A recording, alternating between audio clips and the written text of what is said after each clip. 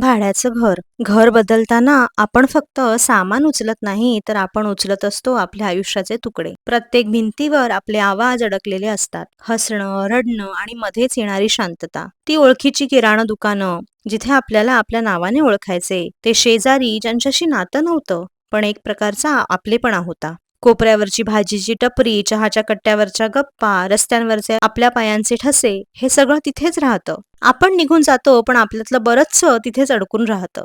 आपल्याला नवीन घर मिळतं, नवीन पत्ता मिळतो, पण जुनी ओळख, जुनं जग हे तसंच मागे राहतं. आपल्यासाठी एक मोठा विरह असतो हा.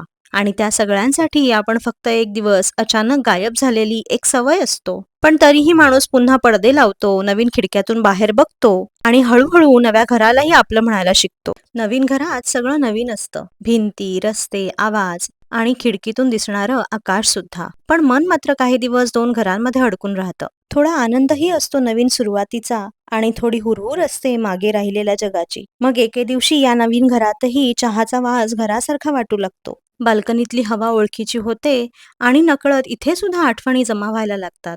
कदाचित घरं भाड्याची असतात, पण त्यातलं जगणं मात्र कधीच भाड्याचं नसतं. हे नवीन घर अजूनही थोडंसं अनोळखी वाटतंय. कदाचित घर आपलं व्हायला थोडा वेळ लागतो आणि मनाला मागचं घर विसरायला त्याहूनही जास्त वेळ लागतो. पण हळूहळू मीही आता या नव्या घरात रुळायला शिकतीये. नवीन आठवणी जपते आणि पुन्हा एकदा एका घराला आपलं म्हणायची सवय करतीये.